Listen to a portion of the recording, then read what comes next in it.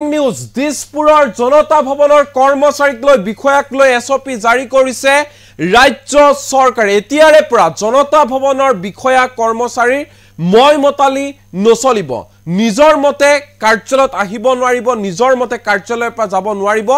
জনতা ভৱনৰ বিষয়া কৰ্মচাৰী সকল কামত ফাঁকি দিব নোৱাৰিব জনতা ভৱনৰ বিষয়া কৰ্মচাৰী সকলে নতুন এছপি জাৰি কৰা হৈছে যদিহে ফাঁকি দিয়ে তেনেহলে শাস্তিৰ সন্মুখীন হ'ব লাগিব যদিহে ভাল কাম কৰে সময়মতে কাৰ্যালয়ত উপস্থিত হয় তেনেহলে পুৰস্কৃত হ'ব জনতা ভৱনৰ বিষয়া কৰ্মচাৰী কঠোৰ হৈছে ৰাজ্য চৰকাৰ জনতা ভৱনৰ বিষয়া আৰু কৰ্মচাৰীক লৈ এই মুহূৰ্তত জনাইছো এই গুৰুত্বপূৰ্ণ খবৰ দিছপুৰৰ জনতা ভৱনৰ বিষয়া কৰ্মচাৰীক লৈ এছপি জাৰি কৰিছে ৰাজ্য চৰকাৰে দিছপুৰৰ জনতা ভৱনৰ কৰ্মচাৰী লৈ জৰুৰী নিৰ্দেশনা জাৰি কৰিছে ৰাজ্য চৰকাৰে জনতা ভৱনৰ একাংশ বিষয়া কৰ্মচাৰী সময়মতে কাৰ্যালয়ত উপস্থিত নোহোৱাক লৈ হৰব হৈছে সাধাৰণ প্ৰশাসন বিভাগ সকলো বিষয়া কৰ্মচাৰী পুৱা 9:30 বজাৰ পৰা 9:45 ভিতৰত কাৰ্যালয়ত উপস্থিত হ'বই লাগিব কঠোৰ নিৰ্দেশনা জাৰি কৰিছে প্ৰশাসনে এফআৰএছৰ জৰিয়তে তেওঁলোকৰ উপস্থিতি পঞ্জীয়ন কৰিবলৈ কঠোৰভাৱে হকিয়নি জাৰি কৰা হৈছে তদুপৰি সকলো বিষয়া কৰ্মচাৰী বিয়লি 5 বজাৰ পিছতহে কাৰ্যালয় ত্যাগ কৰিব লাগিব তাৰ আগত কাৰ্যালয় ত্যাগ কৰিব নোৱাৰিব বিয়লি 5 বজাৰ পূৰ্বে কোনো বিষয়া কৰ্মচাৰীয়ে এৰিব নোৱাৰিব কাৰ্যালয় 3 মাহ নিয়মীয়াকৈ উপস্থিত থাকিব লাগিব কাৰ্যালয়ত নিৰ্দেশনা জাৰি কৰা হৈছে নিৰ্দেশনা পালন কৰা কৰ্মচাৰীয়ে লাভ কৰিব ম্যান অফ দা মান্থ অথবা ওমেন অফ দা মান্থ স্বীকৃতি এখন প্ৰশস্তি পত্ৰ আগবঢ়োৱা হ'ব যিসকলে ভাল কাম কৰে জৰুৰী জাননী যোগে এই কথা ঘোষণা কৰিছে সাধাৰণ প্ৰশাসন বিভাগে বিভিন্ন সময় দেখা পোৱা যায় যে একাংশ কৰ্মচাৰী জনতা ভৱনৰ একাংশ কৰ্মচাৰীয়ে সময়মতে কাৰ্যালয়ত উপস্থিত নহয় তাৰ বাবে হাৰাশাস্তিৰ সন্মুখীন হ'বলগীয়া হয় সৰ্বসাধাৰণ জনতা আৰু এতিয়াৰে পৰা নিয়মীয়াভাৱে 3 দিন পলমকৈ কাৰ্যালয়ত উপস্থিত হ'লে এটা সিএল কৰ্তন কৰা হ'ব বুলিও ঘোষণা কৰা হৈছে কোনেও এতিয়া কামত হেমাহি কৰিব নোৱাৰিব সময়মতে কাৰ্যালয়ত উপস্থিত হ'ব লাগিব আৰু সময়মতেহে কাৰ্যালয়ৰ পৰা যাব লাগিব 9:30 বজাৰ পৰা 9:45 পুনৰবাৰ কৈছো পুৱা 9:30 পৰা 9:45 মিনিটত পাঞ্চিং দিব লাগিব পঞ্জীয়ন কৰিব লাগিব এফআৰএছৰ জৰিয়তে তাৰ পিছত কাৰ্যালয়ত সোমালে আৰু ইয়াৰ পিছত 5 বজাৰ পূৰ্বে কিন্তু কাৰ্যালয়ৰ পৰা অৰ্থাৎ জনতা ভৱনৰ পৰা ওলাই আহিব নোৱাৰিব কোনো এজন কৰ্মচাৰী স্পষ্ট ৰূপত এই নিৰ্দেশনা জাৰি কৰা হৈছে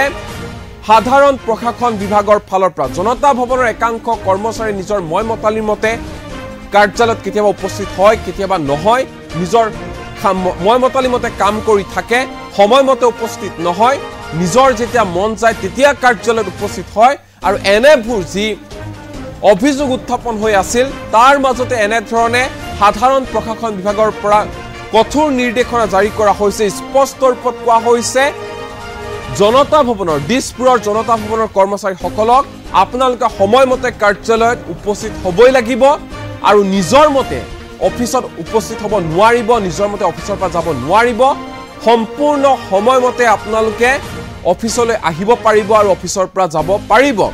সকলো কৰ্মচাৰী পুৱা 9:30 বজাৰ পৰা 9:45 ভিতৰত কাৰ্যালয়ত উপস্থিত হ'বই লাগিব এফআৰএছৰ জৰিয়তে তেওঁলোকৰ উপস্থিতি পঞ্জীয়ন কৰিবলৈ কঠোৰভাৱে হকিয়নি দিয়া হৈছে সাধাৰণ প্ৰশাসন বিভাগৰ ফালৰ পৰা তদুপৰি সকলো কৰ্মচাৰী বিয়লি 5 বজাৰ পিছতহে কাৰ্যালয় ত্যাগ কৰিব লাগিব বিয়লি 5 বজাৰ পূৰ্বে কোনো বিষয়া কৰ্মচাৰী এৰিব নোৱাৰিব কাৰ্যালয় 3 মাহ নিয়মীয়াকৈ উপস্থিত থাকিব লাগিব কাৰ্যালয়ত আৰু সেই সকল কৰ্মচাৰীক পুৰস্কৃত কৰা হ'ব নিৰ্দেশনা পালন কৰা কৰ্মচাৰী লাভ কৰিব ম্যান অফ দা মান্থ অথবা ওমেন অফ দা মান্থ জৰুৰী জাননী যোগে এই কথা ঘোষণা কৰিছে সাধাৰণ প্ৰশাসন বিভাগে তদুপৰি নিয়মীয়াভাৱে 3 দিন পলমকৈ কাৰ্যালয়ত উপস্থিত হ'লে এটা সিএল কৰ্তন কৰি দিয়া হ'ব বুলি স্পষ্ট ৰূপত এই জাননী পোৱা হৈছে আকৌ জনাইছো অসম চৰকাৰৰ সাধাৰণ প্ৰশাসন বিভাগে চৰকাৰী কৰ্মচাৰীলৈ অৰ্থাৎ জনতা ভৱনৰ যিসকল কৰ্মচাৰী আছে তেওঁলোকলৈ এক গুৰুত্বপূৰ্ণ নিৰ্দেশনা জাৰি কৰিছে আৰু নিৰ্দেশনাটোত উল্লেখ কৰা হৈছে যে অসম সচিবালয়ৰ অৰ্থাৎ জনতা ভৱনৰ একাংশ কৰ্মচাৰী সময়মতে কাৰ্যালয়ত উপস্থিত নোহোৱা আৰু যাৰ পৰিণতি স্বৰূপে কাৰ্যালয়ৰ কামত বিৰূপ প্ৰভাৱ পৰা কৰ্তৃপক্ষৰ দৃষ্টিগোচৰ হৈছে সেয়েহে এই নিৰ্দেশনাৰ জৰিয়তে অসম সচিবালয়ৰ তথা জনতা ভৱনৰ সকলো বিষয়া কৰ্মচাৰীকে পুৱা 9:30 বজাৰ পৰা 9:45 ভিতৰত কাৰ্যালয়ত উপস্থিত হৈ কাৰ্যালয়ত থকা FRSৰ জৰিয়তে তেওঁলোকৰ উপস্থিতি পঞ্জীয়ন কৰিবলৈ কঠোৰভাৱে সকিয়নি দিয়া হৈছে সাধাৰণ প্ৰশাসন বিভাগৰ ফালৰ পৰা আৰু এই নিৰ্দেশনাৰ জৰিয়তে কৰ্তব্যত গাফিলতি কৰা বিষয়া কৰ্মচাৰীসকলক সকিয়নি প্ৰদান কৰাৰ লগতে দায়িত্বশীল আৰু নিষ্ঠাবান কৰ্মচাৰীসকলৰ বাবে আন এক ভাল খবৰ দিছে FRSৰ পঞ্জীয়নকৃত সময়ৰ হিচাপে যিসকল বিষয়া কৰ্মচাৰীয়ে নিয়মিতভাৱে পুৱা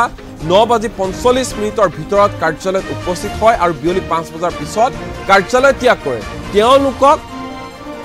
পুৰস্কৃত কৰা হ'ব অনুশাসন আৰু শৃংখলাবদ্ধতাৰ বাবে কাৰ্যালয়ৰ তৰফৰ পৰা পুৰুষসকলক মেন অফ দ্য মান্থ আৰু মহিলাসকলক ওমেন অফ দ্য মান্থ হিচাপে বিশেষ স্বীকৃতি প্ৰদান কৰা হ'ব বিষয়া কৰ্মচাৰীসকলে যদি কাৰ্যালয়ত উপস্থিতিৰ ক্ষেত্ৰত এই অনুশাসন শৃংখলা নিয়মীয়াভাৱে অতি কমেও 3 মাহৰ বাবে মানি চলিবলৈ সক্ষম হয় তেন্তে তেওঁ মুখ্য সচিবৰ তৰফৰ পৰা এখন লিখিত প্ৰশস্তি পত্ৰ লাভ কৰিব এই নিৰ্দেশনাত এই কথা উল্লেখ কৰা হৈছে কিন্তু যিসকল কাৰ্যালয়ত সময়মতে উপস্থিত নহয় সেইসকল বিষয়া কৰ্মচাৰীসকলৰ ক্ষেত্ৰত কঠোৰ ব্যৱস্থা হাতত ল'ব যিসকল বিষয়া কৰ্মচাৰী কাৰ্যালয়ত পলমকৈ উপস্থিত হয় সাধাৰণ প্ৰশাসন বিভাগে তেওঁলোকৰ নাম তালিকাৰ প্ৰতিবেদন সংশ্লিষ্ট বিভাগৰ জ্যেষ্ঠ সচিবসকললৈ প্ৰতি মাহে প্ৰেৰণ কৰিব আৰু এই ব্যৱস্থাৰ ফলত কোনসকল কৰ্মচাৰী অতিৰিক্ত কাম কৰে কোনে বন্ধৰ দিনতো কাম কৰে কোনে অনুমতি সাপেক্ষে পলমকৈ কাৰ্যালয়ত উপস্থিত হয় আৰু কোনে অভ্যাসবশত নিয়মীয়াভাৱে পলমকৈ কাৰ্যালয়ত উপস্থিত হয় সেই ক্ষেত্ৰত এক প্ৰকাৰ ক'ব গ'লে তদন্ত কৰা হ'ব চালিজাৰি চোৱা হ'ব আৰু যিসকল জনতা ভৱনৰ যিসকল বিষয়া কৰ্মচাৰী নিয়মীয়াভাৱে 3 দিন পলমকৈ কাৰ্যালয়ত উপস্থিত হয় তেওঁলোকৰ সেই 3 দিন পলম উপস্থিতিৰ বিপৰীতে